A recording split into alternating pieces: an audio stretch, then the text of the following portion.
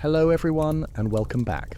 Tonight we begin with a story about the bizarre beauty secrets of ancient Rome, a world of marble mirrors, perfumed oils and deadly powders once believed to bring eternal youth. Before we begin today's video, I could really use your help. We've noticed the channel's reach has dipped a little, and one of the best ways you can support us is by subscribing. It's quick, completely free, and it helps us carry on bringing you new and fascinating stories. Your support truly means the world to us, and together we can keep this channel growing. Thank you ever so much. Now, let's get on with today's story. And please write in the comments where you're watching from and what time it is there. It's always wonderful to see who joins us from different corners of the world. Now, dim the lights, maybe turn on a quiet fan for that soft background hum, and let's travel back to the ancient world together. I was 13 when I first held a polished bronze mirror in my hands and saw my face reflected back at me. Not my own mirror, you understand. What slave child could own such a thing? But the mirror of my mistress, Flavia Domitilla, whose household I'd entered that spring when the cherry trees bloomed white against the Palatine sky. The metal was cool and heavy, warm where her fingers had touched it moments before. My reflection wavered in the bronze surface like something seen through water. Dark eyes, thin cheeks still bearing the dust of my morning tasks, hair that had never known perfumed oil or careful arrangement. I stared at this stranger and wondered if this was truly what the world saw when it looked upon me. "Hold it steady, girl," my mistress said, though her voice was not unkind. "I cannot paint my face if you tremble so." That was the beginning. The day I learned that beauty was not born but made, not given by the gods but constructed each morning with the same discipline a mason brings to his stones, the same precision a soldier brings to his formations. In the years that followed, I would stand behind Flavia Domitilla as she sat before her reflection, and I would watch the transformation that occurred each dawn in that chamber hung with silk from the east, where light fell golden through windows that overlook the forum. I am old now, or what passes for old in these uncertain times. My hands shake when I lift a cup, and my knees protest the cold of winter mornings. The household where I once served has long since passed into other hands, scattered like seeds on wind. Flavia Domitilla herself rests beneath marble in a tomb along the Via Appia, her beauty finally laid to rest after decades of careful construction and anxious preservation. But I remember. The gods have taken much from me, but not this. The scent of rose oil warming in shallow alabaster dishes, the soft scrape of pumice stone against skin, the whispered recipes passed from one cosmetai to another in the dim back rooms where beauty's true work was done. I remember what we did in those perfume chambers, what we applied to imperial skin, what prices we paid, and what prices were paid by those far from Rome, in lands whose names I learned only from the labels on jars and vials. Would you have painted your face with what could slowly steal your breath? Would you have smoothed onto your skin each morning what whispered its cost only years later, when the mirror finally revealed what had been hidden all along? Let me tell you what I saw. Let me tell you what I learned in those marble rooms where beauty was both religion and currency, both prayer and commerce, both aspiration and illusion. The House of Beauty. The house on the Palatine where I served was not the largest in Rome, but it was among the finest. Flavia Domitilla was the granddaughter of Vespasian, niece to Domitian, and her household reflected the dignity expected of imperial blood, even if that blood ran through the veins of women who held no formal power beyond their beauty and their carefully cultivated connections. I had come there from a smaller household, the daughter of a kitchen slave who had died in childbed with her fourth infant. I was fortunate, they told me, to be chosen for service in such a house. I was small, quiet, and quick to learn, qualities valued in a girl who would spend her days in close attendance upon a great lady. The morning routine began before dawn. While Flavia Domitilla still slept in her chambers hung with purple silk, we would prepare the materials of her beauty. The cosmetai, whose name was Miriam and who had been brought from Judea as a girl, would arrive in the small room adjacent to my mistress's sleeping quarters, and together we would lay out the day's necessities with the care of priests arranging sacred implements. First, the vessels themselves, alabaster jars from Egypt, their surfaces cool and faintly translucent, containing creams whose recipes were guarded as jealously as military secrets. Small glass bottles, some no larger than my thumb, holding precious oils distilled from flowers that grew only in Syria or along the shores of the Red Sea. Shallow bronze dishes where pigments would be mixed with oil or water to the perfect consistency. Ivory combs with teeth so fine they could unsnarl the most tangled locks. Mirrors of polished bronze, their surfaces so bright they seemed to hold captured sunlight even in lamplight. Then the substances themselves. Here was where beauty revealed its true face, where luxury and danger met in vessels no larger than a wine cup. The Sarasa came in a lead jar, sealed with wax. White as new snow, fine as flour, it was the foundation of all beauty in Rome. To be pale was to be untouched by common labour, unscarred by the sun that darkened the skin of slaves and farmers.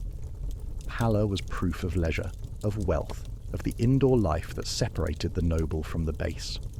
Every woman of station painted her face with cerussa, and many men besides, particularly those who sought political advancement or performed in the theatre. White lead, Miriam told me the first time I watched her prepare it, her strong fingers working the powder with vinegar and water until it formed a smooth paste. From the foundries outside the city, they make it by suspending lead strips over vinegar in sealed pots. The fumes corrode the metal, and the white crust that forms is scraped off and ground fine as powder. She said this matter-of-factly, as one might describe the making of bread or the firing of pottery.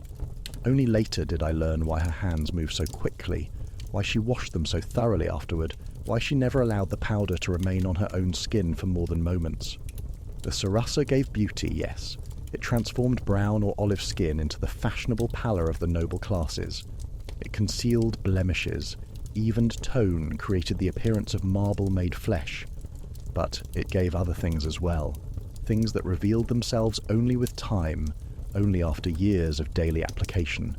Headaches that came without warning, a tremor in the hands, a weariness that no amount of sleep could cure, skin that grew grey and thin, as if something beneath was dissolving slowly, like salt in water. I learned not to breathe when the Sarasa was being mixed. I learned to stand upwind when it was applied. I learned these things from watching Miriam, though she never spoke them aloud. Some knowledge is passed in silence, in the careful movements of hands, in the things left unsaid. After the white came the red. Ochre from the earth, ground fine and mixed with rose oil or sheep's fat, to create the blush that brought life to those pale cheeks. Or, for those who could afford such luxury, a pigment made from a rare insect that lived on trees in distant lands, crushed bodies that yielded the most beautiful crimson, a red so rich it seemed to pulse with life of its own. Cochineal, Miriam whispered, showing me the tiny dried forms in their silk pouch. From beyond the eastern sea, carried by merchants who travel for months to bring them here, each jar costs more than you will earn in a year of service. I held one between my fingers, marvelling that something so small and desiccated could produce such colour. Later, much later, I would learn to wonder at the cost beyond gold. The trees stripped of their insect inhabitants, the labour of gathering them, the distance they travelled so that Roman women might have cheeks that blushed like roses in spring. For the eyes we used charcoal ground to powder, or the antimony brought from Egypt that the women there had painted on their own eyelids since the time of the pharaohs. Applied with a small stick of ivory or bone, it darkened the lashes, deepened the eyes, created the dramatic contrast that Romans so admired. Kohl, they called it, and it was one of the few cosmetics that seemed to carry no hidden cost, no price beyond the coins paid at the merchant's stall. The lips required their own attention. Wine dregs mixed with oil created a stain that could last through a morning of conversation and even light refreshment. Or, for evening entertainments, a paste made from ochre and animal fat, applied carefully with a small brush of badger hair. Some women used the juice of mulberries, though this faded quickly and had to be constantly renewed. Hair was another matter entirely. A woman's hair in Rome was her crown, and the arrangements were elaborate beyond imagination. Curls piled high, braided intricately, augmented with false pieces when nature had not provided sufficient quantity, The styles changed with the seasons and the whims of empresses. I remember when Plotina, wife of Trajan, appeared in public with her hair arranged in elaborate coils, and within weeks every woman of fashion in Rome was attempting to recreate the effect. But hair, like skin, could be improved beyond mere arrangement. The noble women of Rome coveted the golden tresses of Germanic slaves, the dark silk of Syrian girls, the glossy black of those from distant Britannia. Those born with hair that did not match the fashion would dye it, and the dyes themselves were another revelation of beauty's hidden costs. For golden hair, we would prepare a mixture of goat fat and beechwood ash, sometimes adding the petals of yellow flowers ground to paste. This was applied liberally and left for hours, the lady's head wrapped in cloth while she reclined in her chambers. When washed out, the hair would be lighter, though never quite the natural gold of German girls. It approached the desired colour. For darker shades, there were other recipes.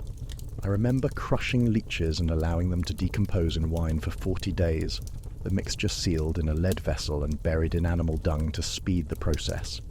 The smell was terrible, but the result was a black dye that would hold for months. Mixed with vinegar and applied beneath the heat of the sun, it could transform light brown to ebony. Some women used walnut shells, boiled for hours until the water turned dark as night. Others preferred a mixture of cypress leaves and wine, or the stain from the skins of particular berries that grew along the edges of swamps. Each had its advocates, its particular qualities, its specific drawbacks. The process of dyeing could take half a day. My mistress would sit patiently while the mixture was applied, reading from scrolls or listening to a slave girl play the lyre. Sometimes she would dictate letters to her secretary, while the paste dried slowly on her hair. Other times she simply sat in silence, her eyes closed, as if in prayer or meditation. And perhaps it was prayer, after a fashion. What else do you call the ritual transformation of self, the hours spent in pursuit of an ideal that existed more in imagination than reality? The women of Rome believed that beauty was not merely desirable, but necessary, a duty owed to family, to station, to the gods themselves. Venus was invoked at the beginning of beauty rituals, her image painted on many cosmetic boxes, her blessing sought for the success of the day's transformation. The ritual of mourning. Let me describe for you a typical morning in that household on the Palatine, for it was in the repetition of these rituals that I came to understand their deeper meaning. Before first light, while the city still slept, and only the earliest merchants were stirring in the streets below, I would wake and dress in the simple tunic of a house slave, down stone stairs worn smooth by centuries of feet, through corridors where oil lamps guttered in their niches, to the small room where the cosmetics were kept. Miriam would already be there, her face drawn with the weariness of age and long service. She was perhaps 35 then, though she looked older. The years of handling the materials of beauty had left their mark upon her. Her hands were spotted and rough, her nails discoloured, her skin had a greyish cast that no amount of expensive creams seemed able to remedy. She would nod to me, and together we would begin the preparation. The charcoal brazier would be lit to warm the room, for many of the oils and creams needed gentle heat to reach the proper consistency. Water, scented with a few drops of rose essence, would be poured into a bronze basin. Clean cloths of soft linen would be laid out in order. The mirrors would be polished with wool until they gleamed. Then came the selection of the day's materials.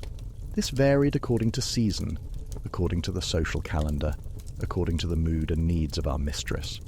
For a quiet day at home, the application would be lighter. A simple whitening of the face, a touch of colour at cheeks and lips, a modest darkening of the eyes. For an evening entertainment, for a public appearance at the theatre or games, for a formal dinner where important guests would be received, then the full arsenal of beauty would be deployed. When all was prepared, I would go to my mistress's sleeping chamber and gently wake her.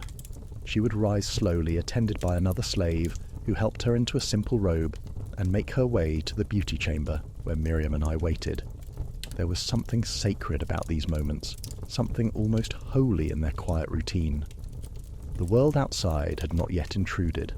The demands of the day still waited beyond the door. In that small room, with its scent of roses and its warm lamplight, there was only the work of transformation. Flavia Domitilla would seat herself on the cushioned stool before her mirror. Her hair, released from its night covering, would fall loose around her shoulders, brown shot through with threads of grey that multiplied each year, though she was not yet 40. Her face, clean of yesterday's paint, showed the true woman beneath, attractive but mortal, marked by time and worry and the inevitable passage of years. Miriam would begin with the cleansing. Olive oil, warmed in a small bronze vessel, would be worked gently across the face and neck, dissolving the residue of sleep, preparing the skin for what would follow. This was wiped away with soft cloths, then the face was washed with water and a little soap made from ashes and animal fat. Next came what Miriam called the preparation. A mixture of olive oil, honey and sometimes a little beeswax would be warmed and applied as a base. This was left to absorb while attention turned to other matters, the trimming of eyebrows with tiny bronze scissors, the careful removal of any unwanted hair from the face with tweezers of silver. I would hold the mirror steady while this work was done. My arms would ache from maintaining the perfect angle, but I learned to breathe slowly, to find a kind of meditation in the stillness. Through the bronze surface I watched my mistress's face being prepared, shaped, made ready for its daily disguise. The sarasa was mixed fresh each morning. Miriam would measure the white powder carefully, adding just enough vinegar and water to create a paste of exactly the right consistency. Not so thin it would run, not so thick it would cake and crack. Sometimes she would add a little ground alabaster to give it extra whiteness, or a drop of precious myrrh oil to improve the scent. The application required great skill. Using a small flat spatula of ivory, Miriam would spread the white paste across my mistress's face in smooth, even strokes. Starting at the forehead, working down across the cheeks along the jaw, down the neck to where the stola would conceal the transition to natural skin. The ears were carefully painted. The nose received special attention, for any unevenness there would be immediately visible. Even the eyelids were covered with a thin layer of white. I watched this process every morning for years, and I never ceased to marvel at the transformation, as the white-covered brown skin, as the uneven tones disappeared beneath that artificial pallor. My mistress's face became something else, not more beautiful exactly, but different, otherworldly, removed from the common lot of humanity that must bear its skin as nature made it. When the white had dried slightly, this took perhaps the time it takes to recite a prayer to Venus, the colour would be added. Red ochre mixed with oil for the cheeks, applied with a small sea sponge in circular motions until the colour blended perfectly with the white beneath. A slightly darker shade for the lips, painted on with a brush of badger hair. Sometimes a little gold powder, crushed from real gold leaf, would be dusted across the temples or along the cheekbones where light would catch it. The eyes required their own careful attention. The kohl would be mixed with a little water or oil until it reached the perfect consistency, then applied with a thin stick of ivory along the edge of the eyelids, extended slightly at the outer corners, creating an almond shape that was considered the height of beauty. The eyebrows, already plucked to the fashionable thin arch, would be darkened with the same preparation. Finally, the perfume. This was not merely scent but symbol, not just fragrance but signature.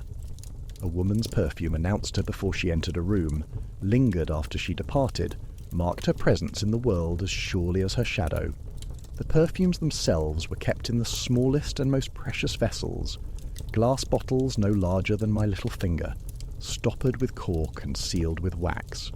Each contained a different essence: rose from Cyrenaica, nard from the Himalayas, frankincense from Arabia, myrrh from distant Punt, cinnamon from islands so far away that the merchants who brought it could not themselves say where it grew. These were mixed, according to recipes as complex as those used by physicians for their medicines. A base of olive oil or animal fat would be warmed gently, then the precious essences would be added drop by drop, in proportions that Miriam guarded as secrets. Some perfumes required weeks to mature, sealed in jars and turned daily, before they reached their full potency. The application was the final act in the morning's ritual.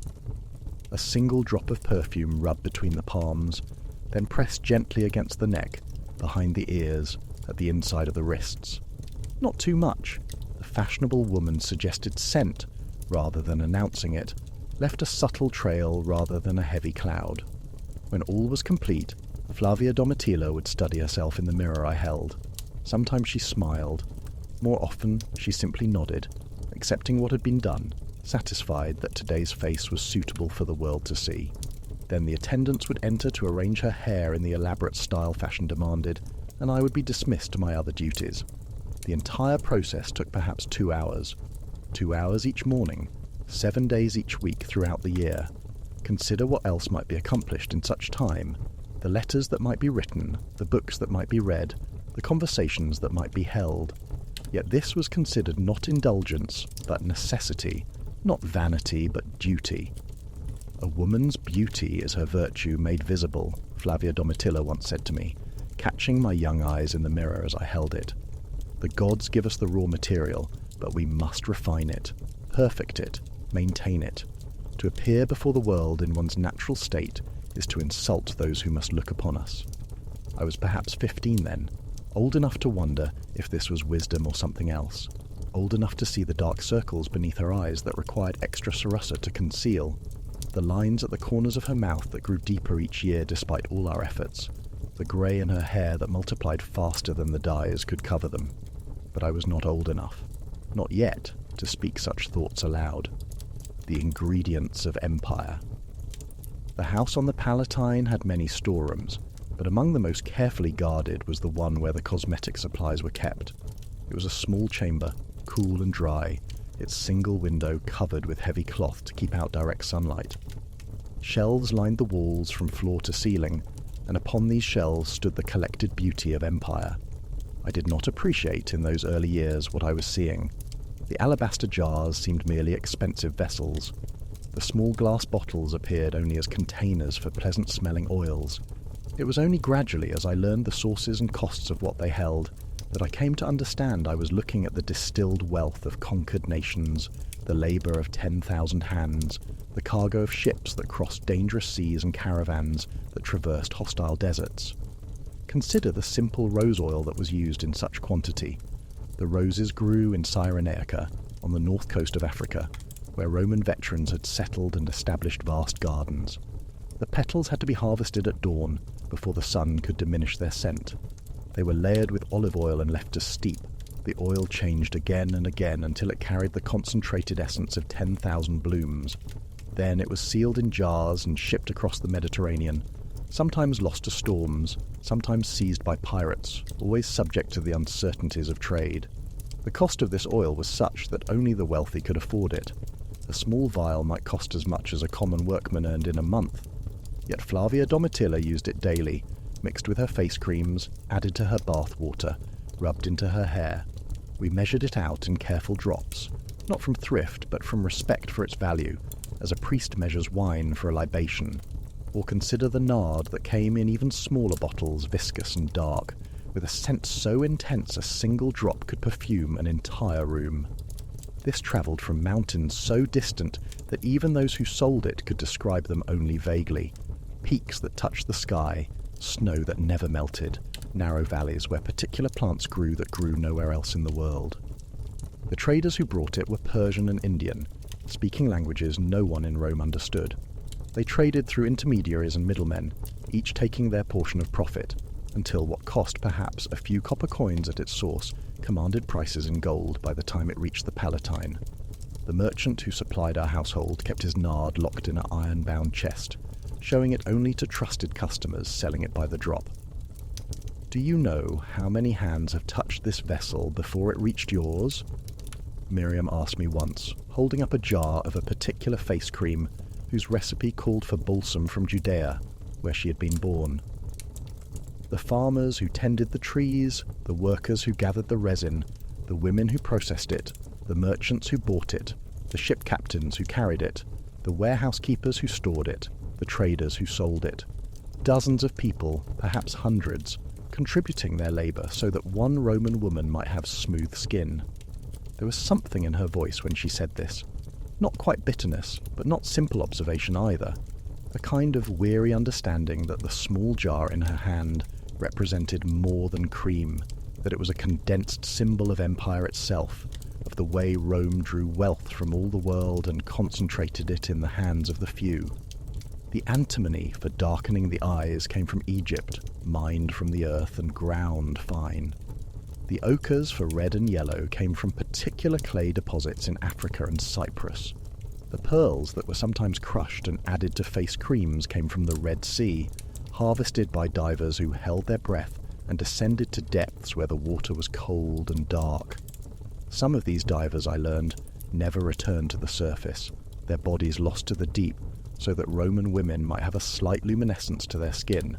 Even the simple pumice stone used to smooth rough skin had to be gathered from particular volcanic regions. The saffron that gave a golden tint to face powders came from flowers grown far to the east, each flower producing only 3 tiny threads of the precious substance, requiring vast fields and careful hand labour to harvest. I once calculated that a single ounce of saffron required the stigmas of 4,000 flowers. My mistress used it without a thought, mixed into her creams as casually as we might use flour in baking. But it was the white lead, the sarrasin, that was the foundation of all Roman beauty, that troubled me most as I grew older and learned more. This did not come from distant lands or require long voyages. This was made here in Italy, in foundries outside the city walls where workers processed the metal that Rome used for its pipes and vessels and countless other purposes. The process, as Miriam had once described it, seemed simple enough. Lead strips suspended over vinegar, the fumes corroding the metal, the white crust scraped off and ground to powder. But what she did not tell me then, what perhaps she did not wish to acknowledge, was the cost to those who made it. I learned this from Marcus, a physician's apprentice I met at the household of another family, where I was sometimes sent to assist when they entertained large numbers of guests. He was a few years older than I, Greek by birth, clever and observant in the way physicians must be. The white lead makers, he told me one evening, as we walked through the garden between household tasks, they sicken, all of them eventually. The fumes from the vinegar and lead, they breathe them in as they work. At first nothing seems wrong, then come the headaches, the tremors, the weakness, their teeth fall out, their skin turns grey, they cannot digest their food properly, some lose their minds entirely, seeing things that are not there, raging at phantoms. I must have looked shocked because he nodded grimly. Most do not last more than a few years at the work. They are replaced by others, usually the desperate, those who have no other way to earn their bread. The owners of the foundries know what happens, but white lead is profitable, and there are always more desperate men. And the women who use it, I asked, though I already knew the answer in my heart. More slowly, Marcus said. The amount they absorb through their skin is less than what the workers breathe. But over years, over decades of daily use, the same symptoms eventually appear. Not in all cases, some seem unaffected. Perhaps their bodies are stronger or better able to expel what poisons them. But in many, yes. The headaches, the tremors, the greyish cast to the skin. I have seen it in my master's wealthier patients, though he does not say aloud what causes it. There is no profit in telling a noblewoman her beauty routine is slowly harming her. I thought of Miriam's hands, of the way they sometimes shook when she lifted small objects. I thought of certain noblewomen I had seen, those who'd been famous beauties in their youth, whose faces in age had a peculiar quality. Not the normal weathering of time, but something else. A kind of dullness, a greyness, skin that seemed thin and lifeless despite all the creams and treatments applied to it. Why does no one speak of this, I asked. Marcus shrugged. Who would listen? The foundry workers are poor, their complaints easily dismissed. The women who use the sarrasin believe it is necessary for beauty, and beauty is necessary for their position in society.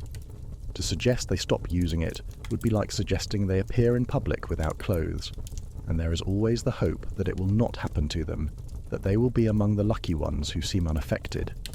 He paused, then added quietly, Besides, what would they use instead? There is no other white so perfect, no other way to achieve the pallor that fashion demands. Every alternative that has been tried, chalk, rice powder, crushed alabaster, is either less effective or has its own problems. The lead white is superior in every way except the one that matters most. I carried this knowledge back with me to the Palatine, and after that I could not look at the lead jar without thinking of the workers who had made its contents, without imagining the foundries where men breathed in fumes that would eventually take their lives. I could not watch Miriam mix the white paste without noticing how carefully she kept it away from her own face, how thoroughly she washed her hands afterward. Yet what could I do? I was a slave, my opinions worth nothing. And even if I had found the courage to speak, what would I have said? That my mistress should abandon the beauty practices that every woman of her station followed, that she should appear with brown skin in a society that equated pallor with nobility, that she should sacrifice her position, her dignity, her very identity for the sake of workers she would never meet and symptoms that might not appear for decades. The empire and the mirror were the same, I thought. Both required sacrifices from those far away, those whose labour made possible the grandeur that Rome enjoyed. Both demanded a kind of willful blindness, a refusal to look too closely at the sources of what we took for granted. Both were beautiful and terrible at once. The bathhouse. If the morning beauty ritual was private and personal, conducted in the small rooms of individual households, then the bathhouse was public and social, a place where women gathered not just to cleanse their bodies but to see and be seen, to compare their beauty preparations and trade secrets, to establish hierarchies of fashion and wealth. Flavia Domitilla visited the baths 3 times each week, in the afternoon when the heat of the day was beginning to wane. She would go with a small retinue of slaves, myself to carry her things, 2 others to attend her during the bathing, and sometimes a reader if she wished to hear poetry or philosophy during her soak.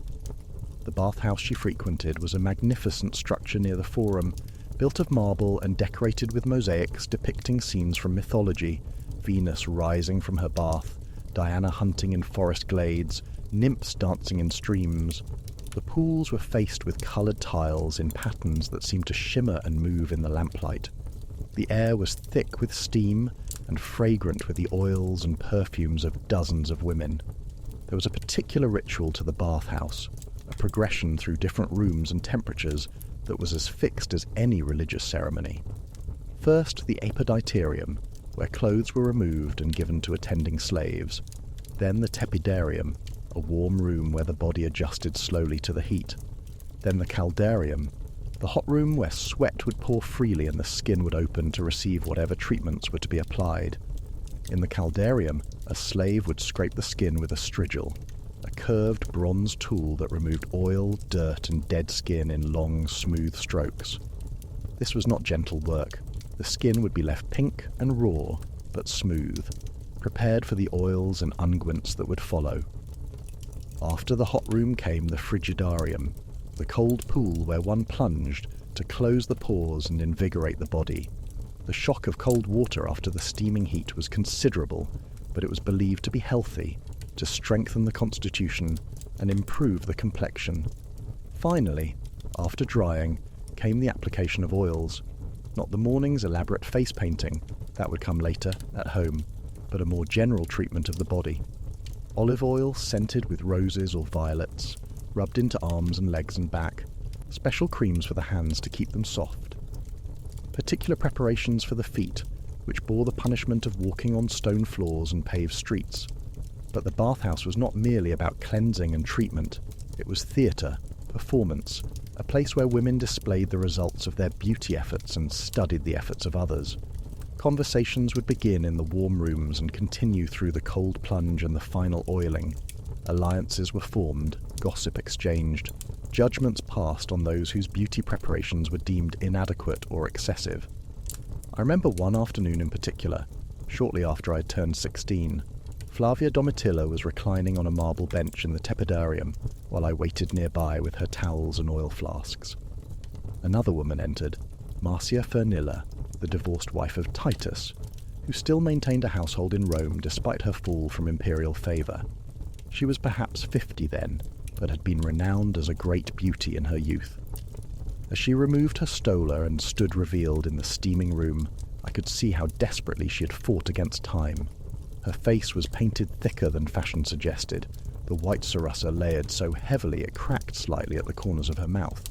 Her hair, dyed an improbable yellow gold, was piled high in a style that had been fashionable a decade earlier. Her neck and chest, which she could not conceal, showed the truth her face tried to hide. Skin that sagged and wrinkled, marked by age spots despite all treatments. Yet she carried herself with great dignity, as if daring anyone to acknowledge what was so visible. She greeted Flavia Domitilla courteously, and they spoke of common acquaintances and upcoming social events while slaves attended them. When Marcia had moved on to the hot room, Flavia Domitilla turned to me with an expression I could not quite read. "You see how desperately she clings to what is already gone," she said quietly. "How she tries to paint on the face she had at 20. This is the danger, child. Not that we use cosmetics, but that we forget they are temporary, that we mistake the mask for the face beneath."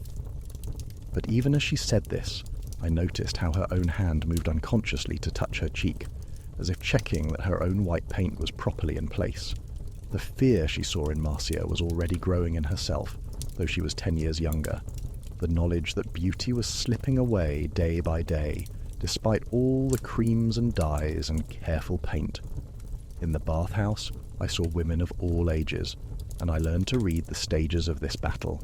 The young ones in their late teens and early 20s who needed little paint and wore it lightly, whose beauty was real and needed only small enhancement.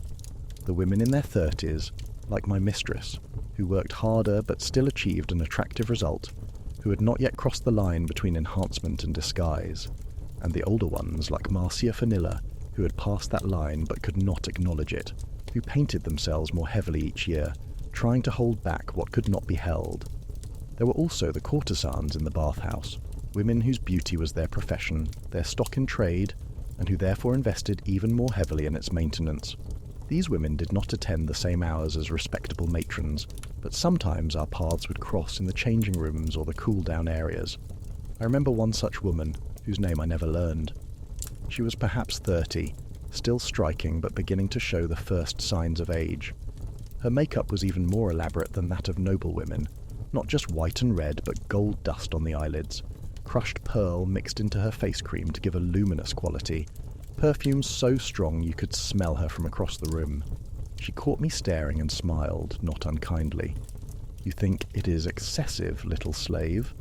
I lowered my eyes, embarrassed to be caught looking. "It is excessive," she continued, not waiting for an answer. "Excessive and expensive and exhausting. But this is my livelihood. A noble woman can afford to age with some dignity, secure in her position and her family. I have only my beauty, and when it fades, so does my income, my housing, my very survival. So yes, I paint it on thick. I use every trick, every cream, every treatment I can afford. I am not preserving vanity, I am preserving my life." She said this matter-of-factly, without self-pity, simply stating a truth of her existence. Then she gathered her things and left, trailing a cloud of expensive perfume. I thought about her words for a long time afterward. The noble women I served had the luxury of pretending their beauty rituals were about virtue and propriety, about maintaining the dignity of their station. But this courtesan had stripped away the pretense.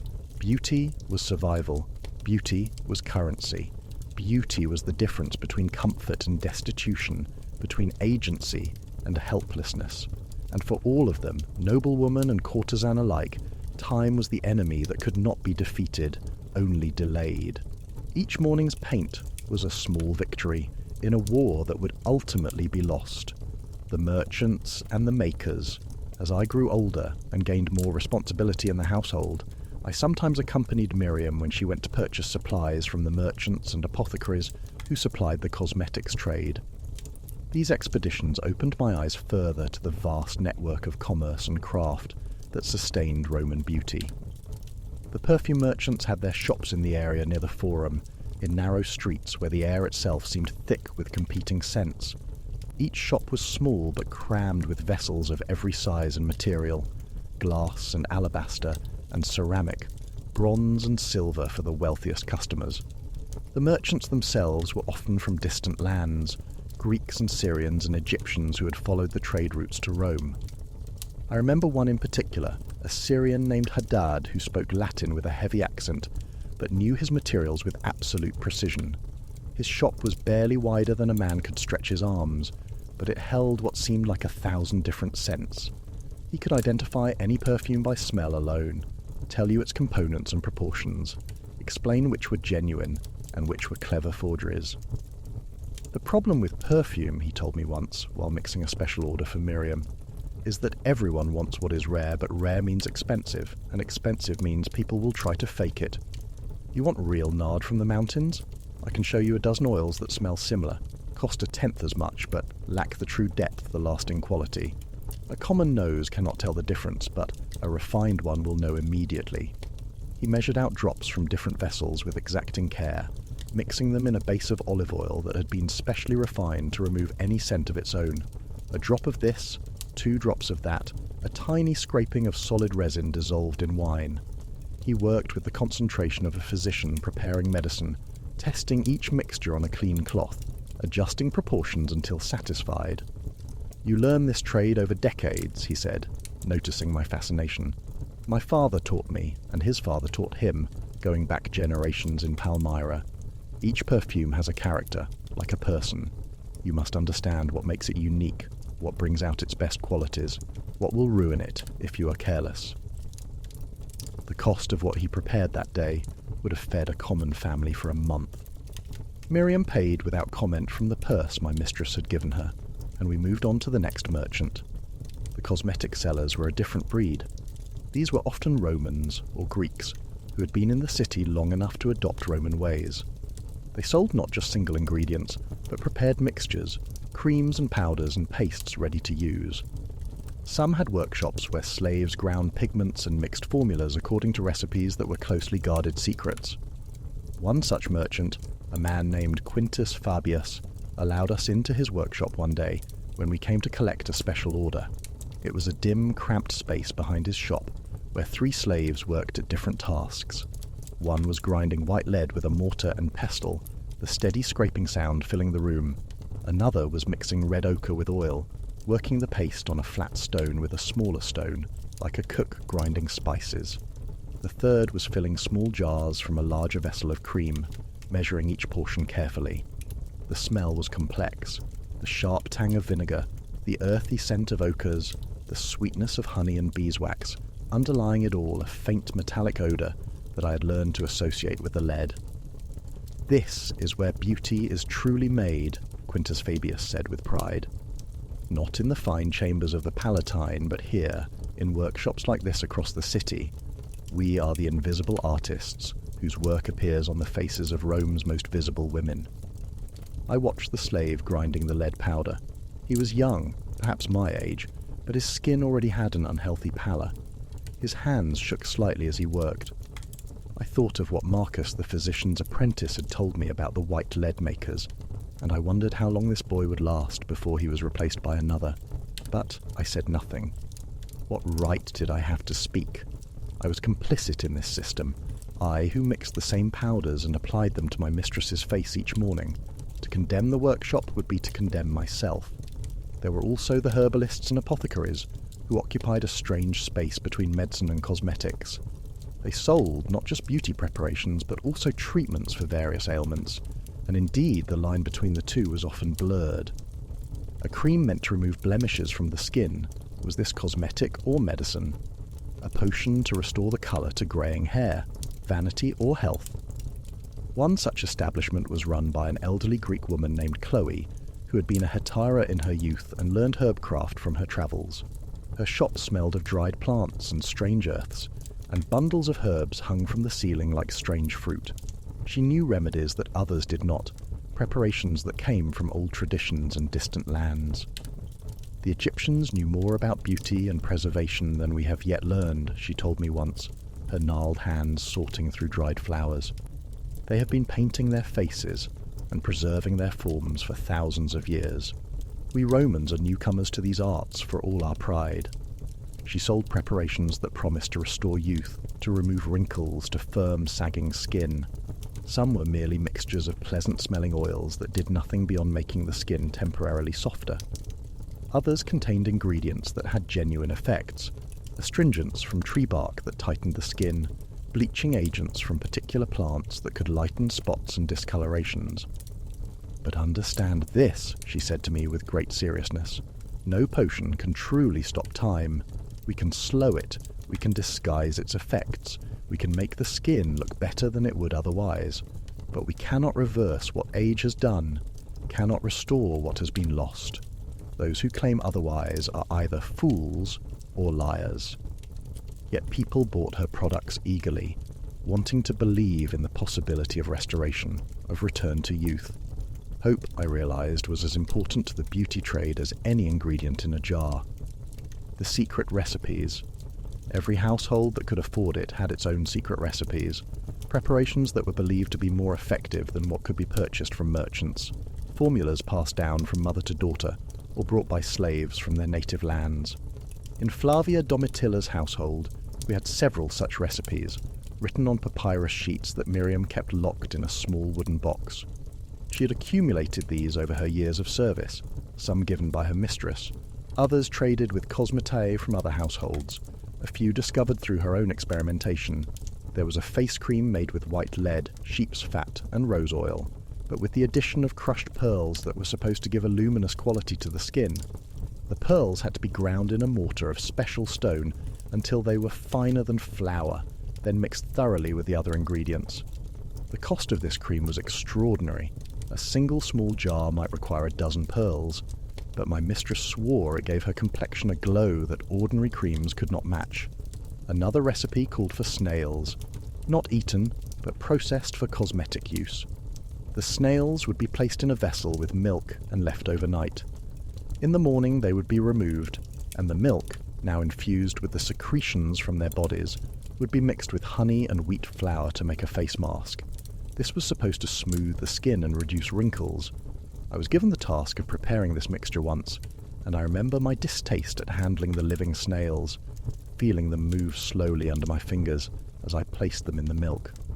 When I removed them the next morning, the milk had indeed changed texture, become slightly sticky and viscous. Whether it had any real benefit when applied to skin, I cannot say, but my mistress believed in it, and belief itself has power. There was a hair treatment made by boiling bear's fat with ashes from particular plants, then mixing in dried rose petals and a little wine. This was applied to the hair to make it soft and glossy, though the smell was so unpleasant that it had to be followed by repeated washing with scented water. The difficulty of obtaining bear's fat made this a rare preparation, used only for special occasions. For whitening teeth, which often yellowed from wine and age, there was a powder made from pumice stone ground very fine, mixed with honey and a little vinegar. This was rubbed on the teeth with a clean cloth. It did remove stains, though I suspect the abrasive action of the pumice was as important as any other ingredient. To darken greying hair, there was the recipe I mentioned earlier, with leeches decomposed in wine. But there were others as well. One called for crushing the shells of walnuts and boiling them for hours until the water turned dark, then mixing this with cypress oil and iron filings. The iron was supposed to help the colour penetrate and last longer. For removing unwanted body hair, a practice considered essential for proper Roman beauty, there were various depilatories. One recipe used quicklime mixed with a powder made from ivy leaves. This was applied as a paste and left on until the skin began to burn, then quickly washed off. The hair would come away with it, though the skin would be red and irritated for days afterward. A gentler method used a mixture of resin and beeswax, heated until it became sticky but not liquid. This was spread on the skin, allowed to cool slightly, then pulled off quickly, taking the hair with it. The pain was considerable, but the results lasted longer than simple plucking. Some of these recipes were effective, others were useless. Their only real benefit the psychological comfort of doing something, anything, to fight against age and imperfection. But Miriam would not admit which was which. If the mistress believes it works, she told me, then it works. The mind has power over the body that we do not fully understand. There were also preparations that were more concerning. A face mask made with white lead, mixed with honey and sheep's fat, left on overnight to draw out impurities and lighten the complexion. The idea of sleeping with lead paste on one's face seemed dangerous to me, but this was considered a powerful treatment for special occasions, before an important social event, for instance. Or the practice of using drops of belladonna in the eyes to dilate the pupils and make them appear larger, more lustrous. The belladonna came from a plant that was known to be dangerous if ingested, but used in the eyes it was supposed to be safe. Beautiful lady, that was what belladonna meant, and women would endure the temporary blindness and sensitivity to light. that came with its use in order to have those enlarged, dramatic pupils that were considered so attractive.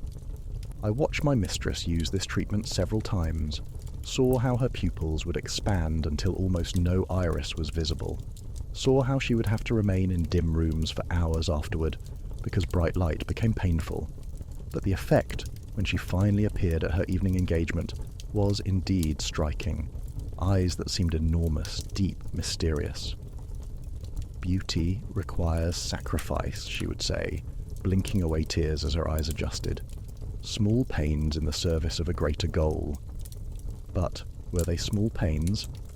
I was beginning to doubt this. The cumulative effect of all these treatments, all these applications of substances that burned or stung or sickened. What was the true cost paid over years of daily use? The men who painted it was not only women who used cosmetics in Rome, though this fact is sometimes forgotten. Men too, especially those in public life, attended to their appearance with great care. Actors and performers in the theatre painted their faces elaborately, with colours even more dramatic than those used by women. White lead for pallor, red ochre for flush, charcoal for eyebrows and tragic shadows. The masks they wore were painted as well, but beneath the masks their own faces were prepared, for when the masks came off between scenes, they still had to appear before the audience. Politicians and men seeking office would also use cosmetics, though more subtly than women. A little carusser to even the complexion, a touch of red at the cheeks to suggest health and vigour, attention to hair and beard that went beyond simple grooming. In a society where public speaking and public appearance were essential to advancement, a commanding physical presence was valuable. I learned this from a young man named Lucius, who was the personal slave of a senator. He attended to his master's appearance much as I attended to my mistress's, though with less elaborate preparation. We met at the household of a mutual acquaintance, and he described to me the morning routine of preparing a senator for the forum. It must seem like vanity, he said, but it is strategy. My master's rivals will seize on any sign of weakness, any hint of illness or age. If he appears before the Senate with a pale, sickly complexion, rumours will spread that he is dying. If his hair is noticeably greying, they will say he is too old for the vigours of office. So yes, we apply a little white to even his colour, we dye the grey in his hair, we make sure he appears vital and healthy. Do the other senators know? I asked. Lucius laughed. Of course they know. They are doing the same thing. It is an understood fiction like so much in politics. Everyone participates, but no one speaks of it directly. There were also the wealthy young men who were concerned with their appearance in the social world, the dancers and poets and hangers-on at great houses, who cultivated a refined aesthetic that included elaborate attention to grooming. Some of these went further than politicians in their use of cosmetics, painting their faces like courtesans, perfuming themselves heavily, plucking their eyebrows and depilating their bodies. This was viewed with some disapproval by the more traditional Romans, who thought it effeminate and Greek. But fashion has its own logic, and what is condemned in one generation becomes accepted in the next. By the time I was in my 20s, it was not uncommon to see young men in the better parts of Rome with faces as carefully painted as any woman's. There was even a class of male cosmetai, men who specialised in preparing other men for public appearance. They worked quietly, not advertising their services openly, but they were known to those who needed them. A politician preparing for an important speech, an actor readying for a performance, a wealthy youth going to court a potential patron, all might employ such services. What struck me about this was the universality of the impulse. Man or woman, young or old, patrician or freedman, all shared the belief that appearance could be improved through art, that nature's work was insufficient and required human intervention to reach its full potential. Or perhaps it was not belief in improvement so much as fear of judgment.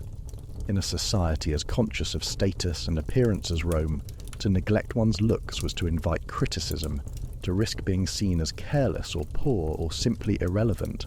The cosmetics were armour as much as decoration, a way of facing the world with confidence rather than apology. The darker arts. There were cosmetic practices that went beyond mere beautification into territories more troubling. Not every preparation was simply about looking younger or more attractive. Some were about disguise, about hiding evidence of certain activities or conditions, about presenting a false face to the world in ways that carried moral implications. I learned of these gradually, through whispered conversations between Miriam and other cosmetai, through things I overheard when attending my mistress to houses where the entertainment was less respectable than at the Palatine.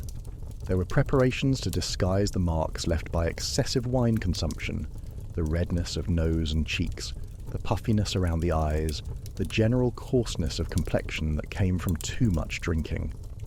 Extra white lead to cover the redness, special creams to reduce puffiness, herbal infusions drunk in the morning to clear the head and brighten the eyes. There were cosmetics to conceal the evidence of sleepless nights spent in ways that respectability would not approve. Dark circles under the eyes could be covered with thick applications of white lead mixed with a little red ochre to counteract the bruised appearance. Redness of eyes from fatigue or tears could be reduced with drops of rose water or a wash made from particular herbs. More troubling were the preparations used to hide the physical signs of certain behaviours that carried shame in Roman society. There were salves and creams meant to conceal marks left by violent encounters, powders to hide bruising, treatments to reduce swelling. The existence of such products spoke to realities that were not discussed in polite company, but that nonetheless existed in the shadows of Roman life. And there were preparations meant to simulate virginity, a deeply uncomfortable topic that I learned about almost by accident, overhearing a conversation I was not meant to hear. Certain substances that could create the appearance of blood, certain techniques of physical preparation, sold discreetly by particular merchants to women who needed to present themselves as untouched when they were not. The implications of this made me uncomfortable in ways I did not fully understand until I was older. There were also cosmetic practices related to the question of unwanted pregnancy, mixtures drunk or applied that were supposed to prevent conception or bring about its end if it had already occurred. The apothecaries sold these alongside beauty preparations, and indeed, they were often classified as beauty treatments, as if fertility control was simply another aspect of maintaining an attractive appearance. I will not detail these recipes, for they dealt with matters of life and its prevention that go beyond the scope of beauty, but their existence in the same shops, prepared by the same hands, sold to the same customers as face creams and hair dyes, suggested how intertwined were all the ways women sought to control their bodies and their fates. Miriam sometimes received requests from my mistress or her friends for preparations that made her uncomfortable. I could see it in the tightness of her mouth, the way her hands moved a little less surely than usual. But she would fulfill the requests, for she had no choice. A slave's moral qualms were not relevant when set against the commands of the master. "The cosmetic arts," she said to me once after a particularly difficult day, "are like any tool. They can be used for good or ill, for harmless vanity or for deception, for preserving dignity or for hiding shame. We who prepare these things cannot control their use. We only provide what is requested and try not to think too deeply about why it is needed." But I could see that she did think about it, that the knowledge of what she helped facilitate troubled her spirit even as her hands continued their practiced work. The price of beauty. By the time I was 20, I had been working with cosmetics for 7 years, and I had begun to notice certain patterns, certain consequences that revealed themselves only with time.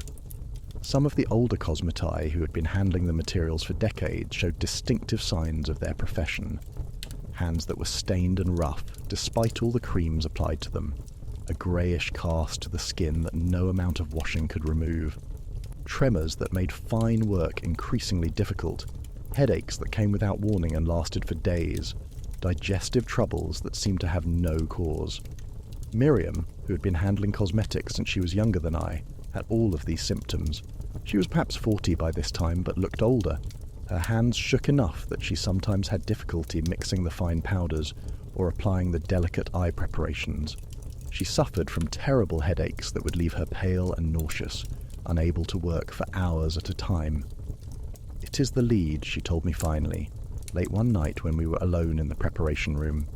"I have known for years, but what choice did I have? This is my skill, my value to the household. If I could not do this work, what use would I be?" She held up her hands, studying them in the lamplight. They trembled visibly. "The lead gets into your body through the skin, through breathing the dust when you mix it. Slowly, over years, it accumulates. The body cannot rid itself of it. It simply builds up until finally it reaches a point where the symptoms can no longer be ignored.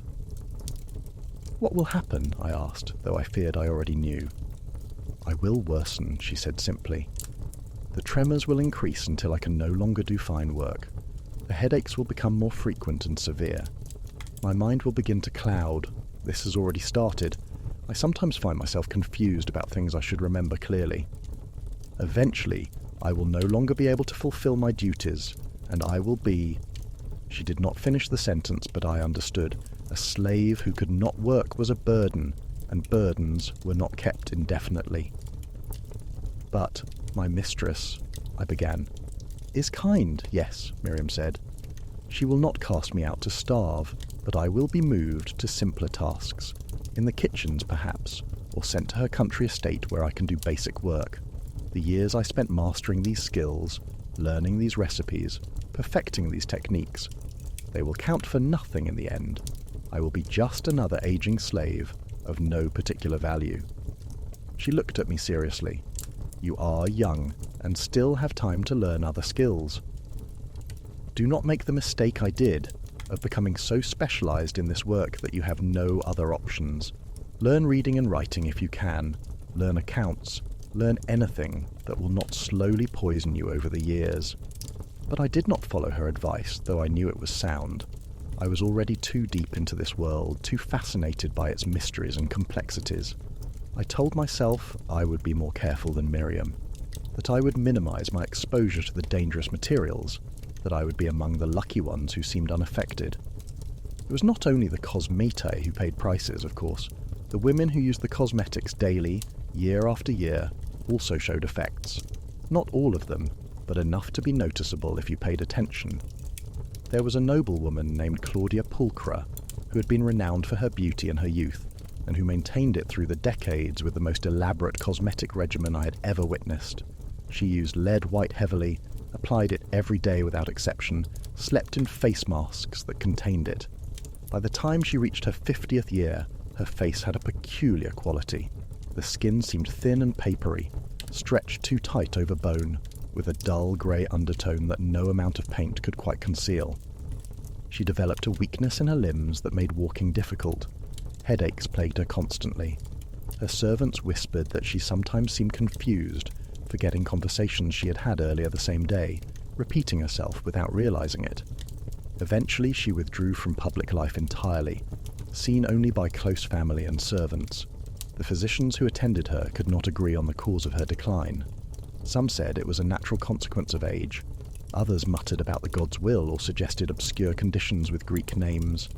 None, in my hearing at least, said what seemed obvious to those of us who worked with cosmetics, that she had painted herself slowly into this state, that her dedication to beauty had extracted a terrible price. But perhaps they did not say it because there was nothing to be done. The lead white was the foundation of Roman beauty. There was no equally effective alternative. To tell women to stop using it would be to tell them to abandon beauty itself, to accept an appearance that society would judge as unkempt and careless. The same logic applied to many other cosmetic practices. The hair dyes could cause hair to become brittle and fall out, but what woman would choose grey hair over this risk? The depilatories burned the skin, but what respectable woman would choose visible body hair over temporary discomfort? The perfumes could cause headaches and irritate the eyes, but what woman of means would choose to go unscented? Beauty demanded sacrifice. Everyone knew this. The question was only how much sacrifice was acceptable, and this was a calculation each woman made for herself, weighing immediate social benefits against potential future costs, often choosing the immediate gratification over the distant consequence. The philosophy of beauty. In my late 20s, I had the opportunity to hear a philosopher speak at a gathering in my mistress's house. His name was Marcus Aurelius, not the emperor, but a Greek philosopher who shared his name, and he had been invited to entertain the guests with his discourse. His topic that evening was beauty, and I listened from my place at the edge of the room, holding a tray of perfumes should any lady require them. "We are told," he said in his accented Latin, "that beauty is a gift from the gods, a divine quality that shines through certain mortal forms. But I ask you to consider, what is this beauty we so prize? Is it not simply an arrangement of flesh and bone and skin that happens to please the eye? And if this is so, what makes one arrangement more beautiful than another? Why do we prefer pale skin over dark, smooth over lined, youth over age? He paused, looking around the room at the painted faces of the women present. I suggest to you that beauty as we understand it is not divine but social. It is a reflection of power and status, an indication of who has the resources to avoid labour, to afford the time and money for elaborate grooming, to purchase the cosmetics and hire the attendants necessary to maintain this appearance we call beautiful. There was some uncomfortable shifting among the guests. No one liked to think their beauty was merely a sign of wealth rather than an inherent quality. Consider, he continued, that in lands where all must work in the sun, no one admires pallor. In societies where food is scarce, plumpness is considered beautiful. In times when elaborate hair arrangements are fashionable, all women seek them, but in other eras simpler styles are preferred. Beauty, then, is not constant but changing, not universal but particular to time and place and culture. And if this is true, what then are we doing when we paint our faces each morning? We are not making ourselves beautiful in any absolute sense. We are conforming to the arbitrary standards of our particular society at our particular moment in history. We are displaying our ability to meet these standards, our possession of the resources and knowledge necessary to participate in this shared fiction. One of the guests, a woman named Julia Priscilla, spoke up. But surely, philosopher, you do not deny that some faces are simply more pleasing to look upon than others? That there is such a thing as natural beauty? I do not deny that the eye is pleased by certain sights, he replied. Symmetry pleases us, as does clear skin, bright eyes, white teeth. These things suggest health and youth, and we are drawn to them by nature's design, for they indicate suitability for procreation. But look at how much effort goes into creating even the appearance of these qualities. The cosmetics are not enhancing natural beauty so much as creating the illusion of it. The white lead creates the appearance of clear skin while actually damaging it. The hair dyes create the appearance of youth while making the hair itself more fragile. You are painting beauty onto decay, creating a beautiful surface while the foundation crumbles. There was silence after this. He had crossed a line, speaking too directly about what everyone knew but did not discuss. Flavia Domitilla, as hostess, stepped in smoothly to change the subject, but I noticed that several of the women left earlier than usual that evening, as if his words had made them uncomfortable in their own painted faces. I thought about what he had said for days afterward. Was beauty truly just a social construction, an arbitrary standard that varied by time and place? Or was there something more essential to it, something that transcended culture? I concluded that perhaps both were true. There might be certain qualities that humans universally found attractive, rooted in our nature, as creatures who must reproduce and survive. But layered on top of this was everything culture added, the particular preferences of Roman society for pale skin and elaborate hairstyles, the association of beauty with wealth and status, the equation of appearance with virtue, and the cosmetics existed at this intersection. They addressed both the universal desire to appear healthy and attractive, and the particular Roman standards that defined how health and attractiveness should look. They were both enhancement and disguise, both revelation and concealment, both genuine improvement and elaborate fiction. The Empire in the Mirror. As I passed into my 30s, I began to see the beauty practices of Rome as a kind of metaphor for the empire itself. Rome drew resources from all corners of the known world. Grain from Egypt, olive oil from Spain, wine from Gaul, exotic goods from Africa and Arabia and beyond. It concentrated these resources in the capital, using them to create a magnificence that could not exist anywhere else. The wealth of nations was transformed into marble buildings and elaborate entertainments, into luxury goods and refined pleasures. The cosmetics followed the same pattern. Ingredients from distant lands, transported at great cost and effort, concentrated in the hands of Roman women who used them to create a beauty that could not be achieved anywhere else. The labour of thousands, farmers and miners and merchants and sailors, was transformed into face powder and perfume, into the appearance of effortless perfection. Both Empire and cosmetics required constant maintenance. The Empire had to be constantly defended, its borders secured, its provinces kept in submission through military force and political skill. The beauty had to be constantly reconstructed, each morning bringing a new application of paint and perfume, each day requiring fresh effort to maintain the illusion. Both Empire and cosmetics concealed their true costs. The military campaigns and brutal suppressions that kept the provinces in line were not discussed in the Forum or the Senate except in sanitized terms. The suffering of those who mined the lead or harvested the ingredients of perfume was not considered when the final products were used. What mattered was the result, empire or beauty, not the violence and exploitation that made them possible. And both empire and cosmetics were fundamentally about the illusion of control. Rome sought to control the world, to impose order on chaos, to create a civilization that would last forever. Cosmetics sought to control the body, to impose youth on age, to create beauty that would defy time. Both were magnificent achievements, but both were ultimately doomed to fail, for the world cannot be permanently controlled, and time cannot be permanently defeated. I saw this pattern play out in the household where I served. Flavia Domitilla, like Rome itself, was magnificent but fragile, powerful but vulnerable, seemingly eternal but actually mortal. Each year the cosmetics had to work harder to create the same effect. Each season required new techniques, new recipes, new ingredients as the old ones became insufficient.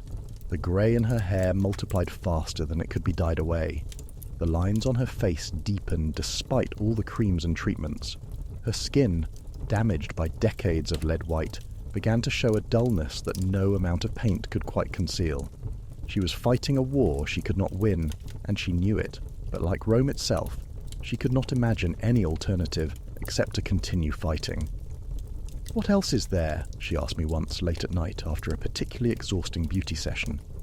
"If I abandon this, if I appear in public with grey hair and lined face and sun-darkened skin, what remains of me? My beauty has been my power, my currency, my contribution to my family's standing. Without it, I am nothing." I wanted to tell her this was not true, that she had intelligence and kindness and wisdom accumulated over decades. But I understood what she meant. In the social structure of Rome, a woman's beauty was her value. Once it faded, her power faded with it, and she became invisible, irrelevant, consigned to the margins of a society that venerated youth and attractiveness. So she continued the daily ritual, the hours of preparation, the application of substances that may have been slowly harming her, even as they made her beautiful. And I continued to assist, though I had long since lost any illusions about what we were doing. We were creating beauty, yes, but we were also creating a kind of tragedy, the tragedy of fighting against nature itself, of refusing to accept what cannot be changed, of sacrificing health and peace of mind for the sake of appearance. The younger women. In my 30s, I began training younger girls in the household to assist with the cosmetic preparations. They were 12 or 13, the age I had been when I started, and I saw in them the same fascination I had once felt, the same wonder at the transformation that occurred each morning in that perfumed chamber. I tried to teach them what Miriam had taught me, not just the techniques but also the cautions, the awareness of what these materials could do over time. But I do not think they truly understood, any more than I had understood at their age. The dangers were too distant, too abstract, compared to the immediate magic of transformation they witnessed daily. One girl, named Sylvia, was particularly talented. Her hands were steady and precise, her eye for colour and proportion was excellent, and she learned the recipes quickly. Flavia Domitilla noticed her skills and began requesting that Sylvia assist with the more delicate work, the application of eye makeup, the blending of cheek colour, the placement of perfume. Watching Sylvia work, I felt a complex mixture of emotions. Pride in having taught her well, satisfaction in seeing the skills passed on to another generation, but also a kind of sadness, knowing that she was beginning the same path I had followed, the path that had led Miriam to her current state of slowly declining health. "Be careful with the white lead," I told her repeatedly. "Wash your hands thoroughly afterward. Do not breathe the dust when mixing it. Keep it away from your face and lips. She would nod impatiently, eager to continue working, not truly believing that these precautions mattered. Youth always feels immortal, always believes it will be different, always thinks the misfortunes that befell others will somehow pass it by. I saw in the younger generation of women being prepared for society the same patterns I had observed in my mistress. They began their beauty routines earlier, sometimes as young as 14 or 15, already using the full array of cosmetics. Their mothers wanted them to be beautiful at their first public appearances, to make good impressions, to attract suitable husbands or patrons. And so, they started years earlier with the lead white, with the heavy perfumes, with the hair dyes and depilatories. They started earlier, and they used these things more heavily, for fashions had evolved toward even more elaborate beautification. What had seemed like sufficient paint to my mistress's generation seemed almost bare to the younger women, who layered the cosmetics more thickly, seeking ever more dramatic effects. I wondered what they would look like in 20 or 30 years, these girls who started so young and used so much. Would they reach middle age at all, or would the accumulated effects of the cosmetics take their toll earlier, more severely? But these were thoughts I kept to myself. Who was I to question the practices of my betters? I was a slave, valued for my skills, but ultimately powerless to change anything.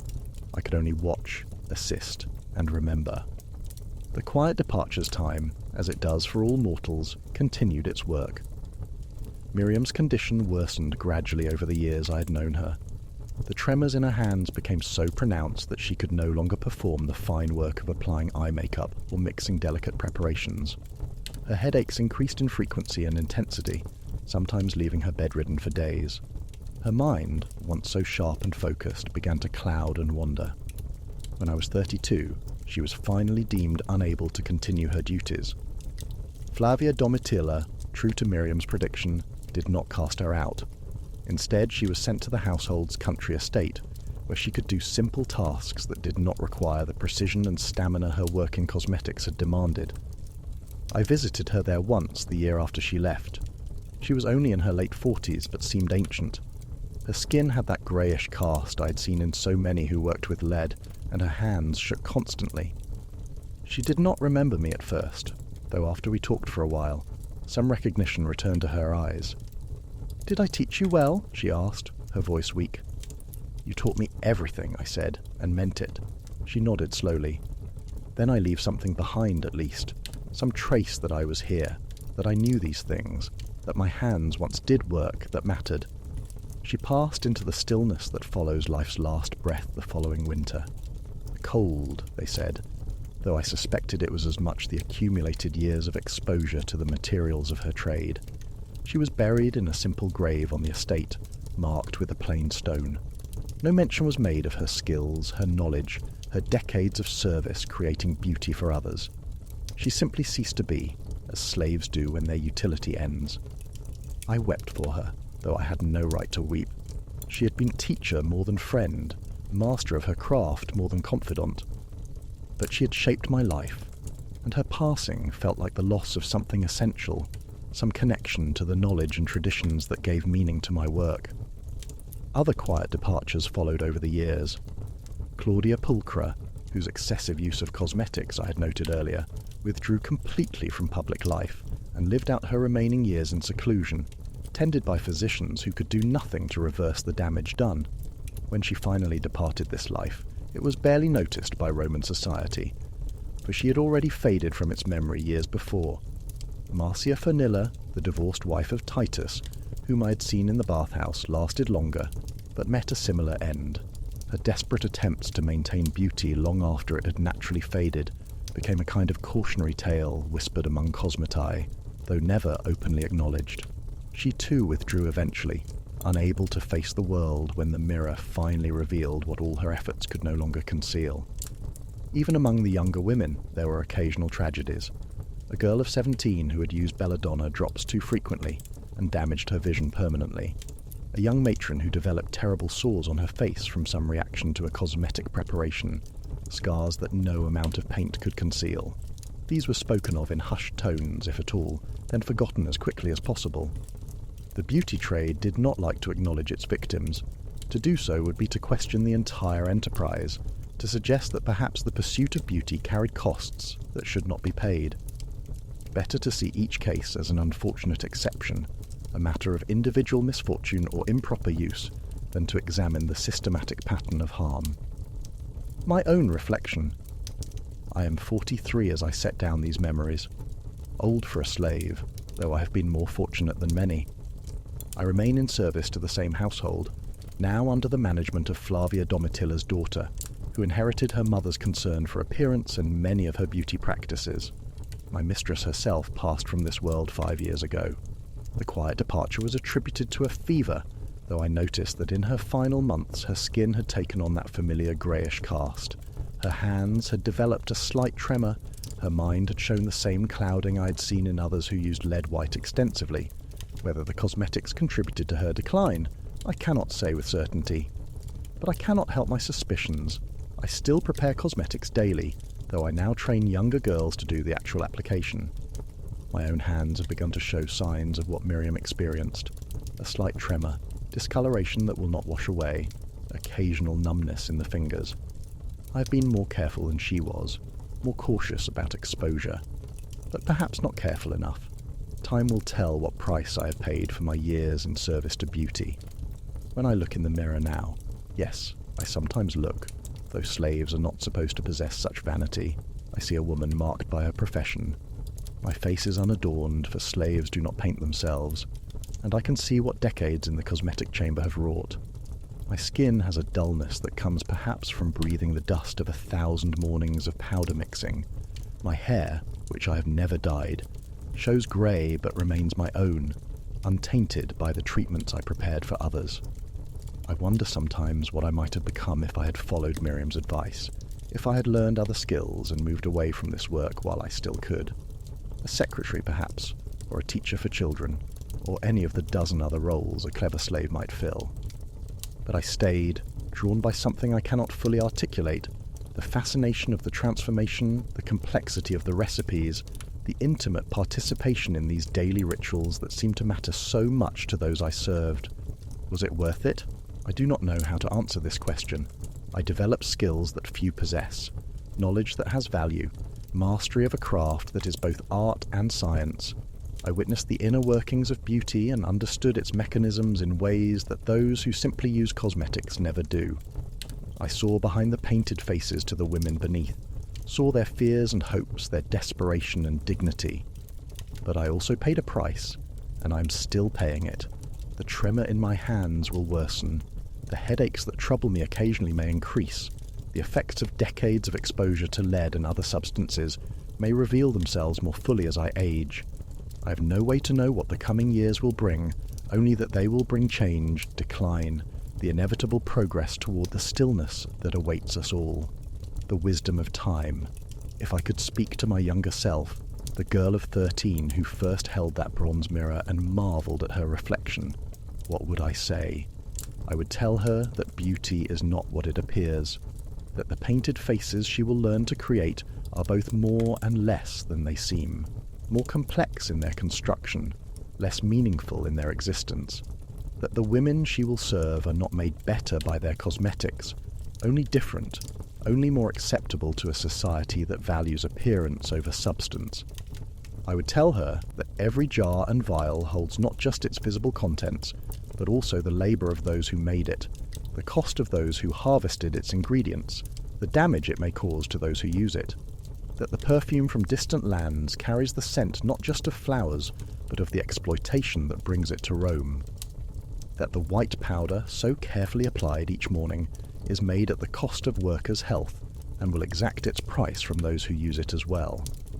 I would tell her to learn other skills, to make herself valuable in ways that do not require handling substances that may harm her. To observe and remember, yes, but not to immerse herself so deeply in this world that she cannot imagine any other. But would she listen? I do not think so. I did not listen to Miriam's warnings when I was young, and I doubt I would have listened to my older self either. Youth must learn its own lessons, must make its own mistakes, must discover through experience what no amount of advice can truly teach. Perhaps this is as it should be. Perhaps we must each walk our own path, make our own choices, live with our own consequences. The alternative would be to live in constant fear of future harm, to refuse all risk, to experience nothing deeply for fear of paying the price. And there were compensations, strange as it may sound. There was beauty in the work itself, the careful mixing of colours, the precision of application, the moment when disparate elements came together to create something greater than their parts. There was satisfaction in mastery, in knowing I had become skilled at something difficult and complex. There was intimacy in the daily routine, the quiet early mornings with just my mistress and myself, the wordless communication that develops between people who work closely together over years. Would I choose differently if I could live my life again? I honestly do not know. We are shaped by our choices, yes, but also by forces beyond our control. The circumstances of birth, the accidents of chance, the social structures that constrain what is possible for people like us. I was born a slave in a society that valued beauty above almost everything else. My path in some ways was determined before I took my first step. The lessons of beauty. What have I learned from my decades in service to beauty? What wisdom, if any, has this work given me? First, that beauty is temporary. This seems obvious, yet it is the truth most desperately denied. Every morning's careful painting is undone by evening. Every treatment that promises to preserve youth is ultimately defeated by time. The women I served spent hours daily fighting against an enemy that could not be beaten, and they knew this even as they fought. But to acknowledge it fully would be to accept powerlessness, and this was intolerable to them. Second, that beauty is expensive. Not just in coins, though the cost of cosmetics could be staggering, but in time, in effort, in health, in the subtle psychological toll of constant maintenance and anxiety. The women who appeared most effortlessly beautiful had usually expended the most effort. Their appearance of ease was itself a kind of illusion, a successful concealment of all the work required. Third, that beauty is social. It exists not in the mirror but in the eyes of others, in their judgment and approval. A woman alone on a deserted island would have no reason to paint her face. Beauty is performed for an audience, and the audience determines what beauty is. This means beauty is a kind of conformity, a submission to collective standards, even as it pretends to be individual expression. Fourth, that beauty is connected to power. Those with power can define beauty, can set the standards others must meet, and those who achieve beauty gain a form of power, temporary and limited though it may be. The relationship between beauty and power is complex and reciprocal, each reinforcing the other in ways that maintain social hierarchies. Fifth, that beauty requires sacrifice, not just from those who pursue it, but from the vast network of people who make it possible, the workers who mine and harvest and manufacture and transport the materials, the slaves who mix and apply them, the invisible multitudes whose labour is distilled into each painted face. And finally, that beauty is both real and illusion. The painted face is genuinely more attractive by the standards of Roman society. The transformation is real, the improvement measurable, but it is also false, a construction that conceals rather than reveals, that creates an appearance disconnected from reality. Both things are true simultaneously. Beauty is authentic, and beauty is deception. The empire fades. I have lived long enough to see changes in Rome itself, changes that mirror the changes I have seen in individual women's faces. The empire is not what it was in my youth. The borders are less secure, the provinces more restive, the economy less robust. There are still magnificent buildings and elaborate entertainments, still wealth and luxury beyond imagination. But there is also a sense of strain, of effort required to maintain what once seemed effortless, of cracks appearing in structures that once seemed eternal. The cosmetic practices have changed as well. New ingredients appear from newly conquered territories, new recipes are developed, new fashions emerge and fade, but the fundamental pattern remains the same, the daily ritual of transformation, the pursuit of an ideal that recedes even as it is approached, the constant battle against time and nature. Some things have improved. There is more awareness now of the dangers of certain ingredients, more caution in their use. Some cosmetics have developed techniques to minimize exposure to harmful substances. Some women have reduced their use of the most dangerous preparations, though never abandoned them entirely. But the basic logic persists. Beauty is still necessary, still valued above almost everything else for women. The social pressure to paint one's face has not diminished, and neither has the willingness to pay its costs. I think sometimes about future generations. What will they make of our beauty practices? Will they look back with horror at our use of lead white, the way we might look back at even more barbarous customs of earlier times? Or will they have developed their own dangerous practices, their own ways of pursuing beauty that carry hidden costs? I think the impulse itself is fundamental to humanity, the desire to improve one's appearance, to present a better face to the world, to gain the approval and admiration of others. This will not change. What changes are the specific methods, the particular standards, the available technologies, but the underlying drive remains constant. A confession. I must confess something I have told no one, something I have barely admitted to myself. I still believe in beauty.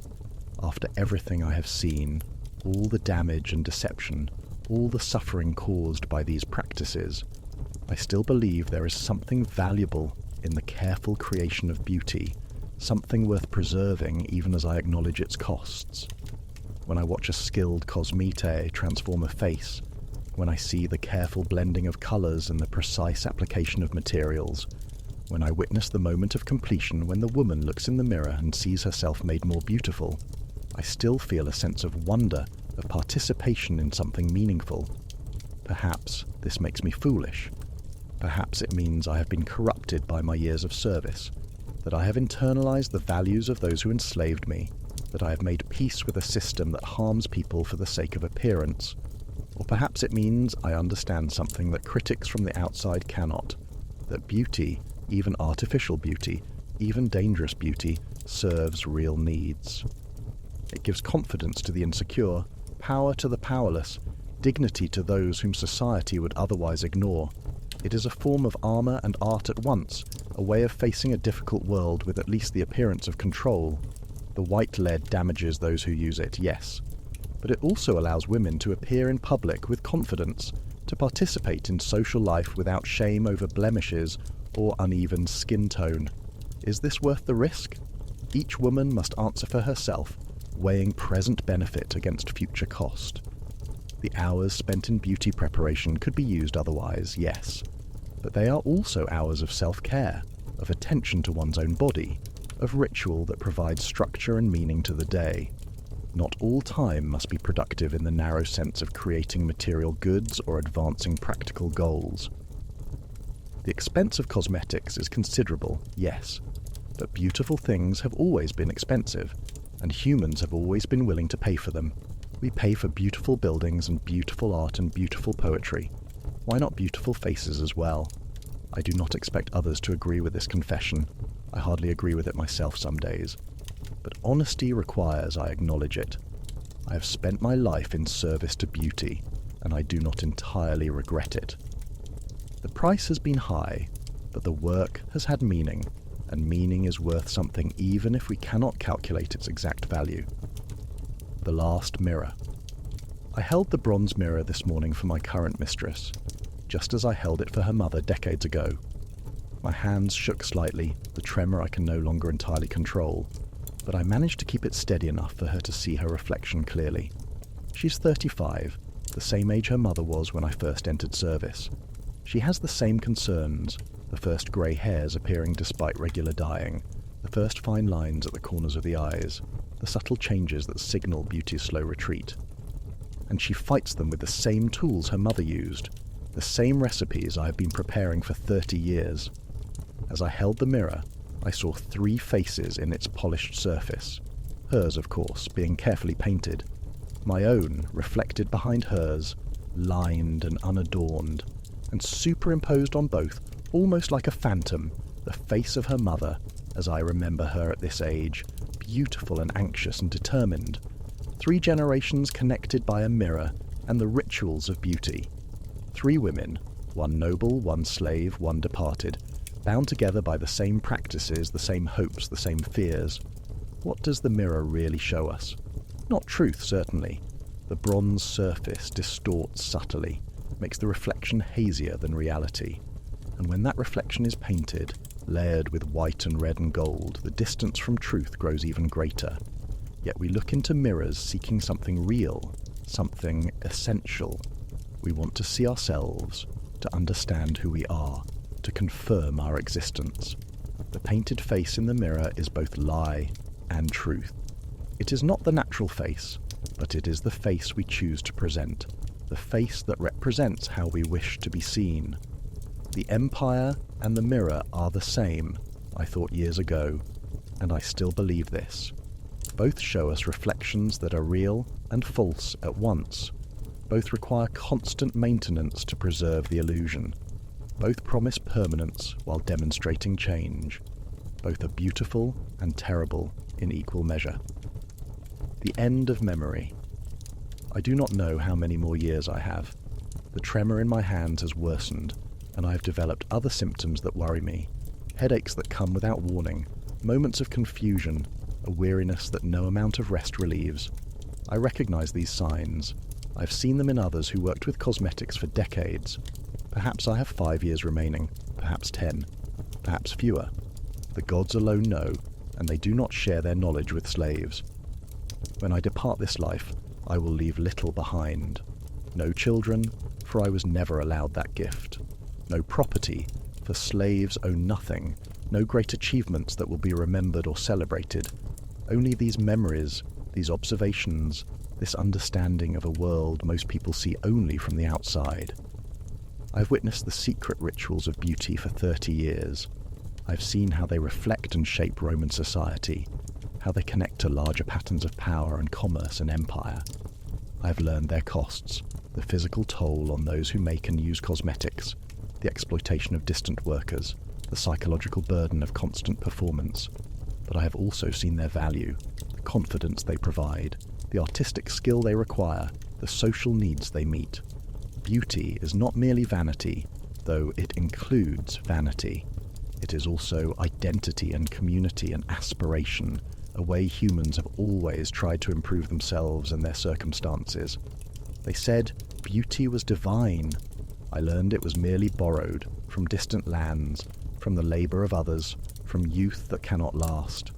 Like empire itself, beauty is magnificent but temporary, powerful but fragile, splendid but ultimately doomed to fade. And yet, we pursue it anyway. We paint our faces each morning, knowing the paint will be washed away by evening. We dye our hair, knowing it will turn grey again. We smooth our skin, knowing it will wrinkle with age. We do these things not because we are foolish, but because we are human, because the gesture matters even when the outcome is certain. Perhaps that is the final lesson of beauty, that meaning resides not in permanence but in effort, not in the result but in the attempt. The painted face will fade, but the care with which it was painted remains real. The beauty will not last, but the desire for beauty, the pursuit of it, the daily ritual of its creation, these are fundamental to what we are. Epilogue. The dust of memory. Sometimes, late at night, when the household sleeps and I am alone with my thoughts, I remember the scent of that preparation room on the Palatine. Rose oil warming in alabaster dishes, the sharp tang of vinegar used to mix the white lead, the earthy smell of ochre and the sweet heaviness of perfume. These scents are woven into my memory so deeply that sometimes I smell them even when they are not there, phantoms of sensation that persist long after the reality has faded. I think of all the faces I have helped to paint over the decades, hundreds of them, perhaps thousands, young faces and aging faces, hopeful faces and desperate faces, beautiful faces and plain faces, transformed into beauty through art and effort. Each one was different, each one mattered intensely to the woman who wore it, and each one is now gone, washed away by time if not by water, faded like paintings left too long in the sun. Where does beauty go when it fades? Does it simply cease to exist, like a flame blown out, leaving nothing behind? Or does it persist somehow in memory and image, in the impressions it made on those who witnessed it? I like to think it transforms rather than disappears. The rose petals that were pressed for their oil have long since turned to dust, but their essence remains, captured in the liquid we pour from ancient vessels. The women whose faces I painted have aged and changed.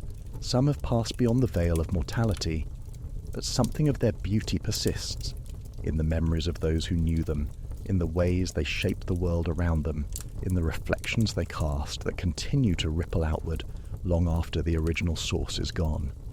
We thought beauty was eternal, but it was only ever a moment, held in breath, in oil, in light, before the dust claimed it again. Yet moments, too, have value.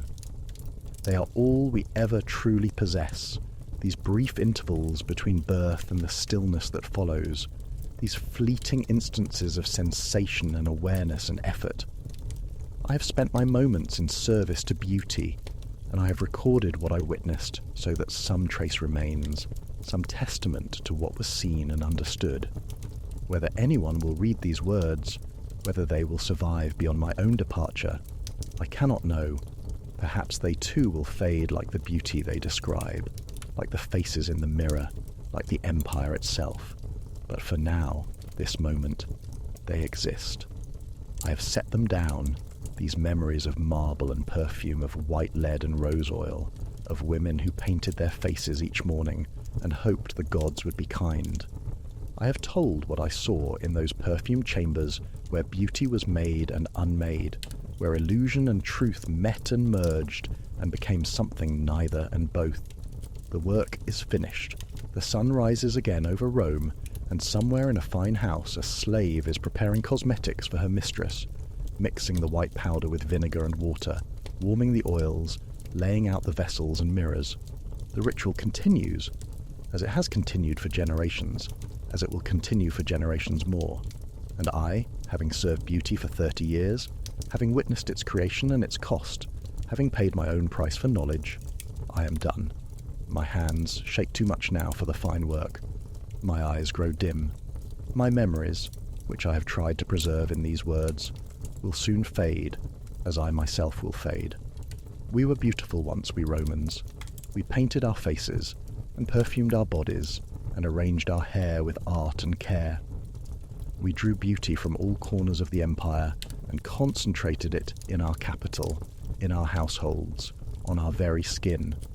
We believed, perhaps, that beauty could last, that art could defeat time, that the painted face would remain forever young. We were wrong, but gloriously wrong. The error was magnificent, the attempt worthwhile even in its failure. We were beautiful, and that beauty was real for the moments it lasted. Real despite being false, meaningful despite being temporary. And when the final mirror is put away, when the last jar of cream is emptied, when the cosmetic chamber falls silent and the perfumed air clears, what remains? Only this, that we tried, that we cared enough to make the effort to perform the ritual, to create beauty even knowing it would not last. That we looked into the mirror and saw not just what we were but what we wished to become, and we worked each day to close that gap, however slightly, however temporarily. The dust claims everything in time, the painted faces and the empire that supported them, the cosmetics and the hands that applied them, the slaves who mixed them and the mistresses who wore them. All of it returns to dust, as we ourselves will return. But before the dust, there was beauty. There was art and effort and care. There were mornings when light fell golden through the windows, and the perfume rose from warming oils, and the mirror showed a face transformed. There were moments of satisfaction when the work was done well, moments of connection between the women who pursued beauty and the servants who helped them achieve it. I leave these memories as testimony to what was done in those perfumed chambers, to the beauty that was created and the costs that were paid. I leave them so someone might know what it was like, might understand what we did and why we did it, might see both the splendor and the shadow. The mirror shows only reflections, but reflections too are real. They are what we make of light and surface, of desire and effort, of the human need to be seen and to be beautiful, and perhaps that is enough. Perhaps it is all we ever needed. The attempt itself, the daily ritual, the careful painting of a face that will be washed clean by evening, only to be painted again tomorrow morning, and the morning after that, and the morning after that, for as long as we are given mornings. The perfume fades, the paint washes away, the beauty we laboured to create dissolves like mist in sunlight. But we were beautiful once, we Romans, and for those moments, brief as they were, it mattered. It was real. It was ours. And now, I release these memories to time, to dust, to whatever future may come. I have held them as long as I could, these images of marble chambers and bronze mirrors, of women and slaves and the beauty they created together. Now they belong to whoever finds them, whoever reads them, whoever carries them forward into days I will not see. The story is told, the mirror is put away, the final face is painted and washed clean. The cosmetics are returned to their vessels, the vessels to their shelves, and the shelves to the silence that outlasts all human effort. We thought beauty was eternal, but it was only ever a moment, held in breath, in oil, in light, before the dust claimed it again. And yet, in that moment, while it lasted, while the perfume hung in the air, and the face in the mirror glowed with carefully applied colour, while the work was fresh and the day was young, in that moment we had what we sought. We had beauty, and that perhaps was always enough.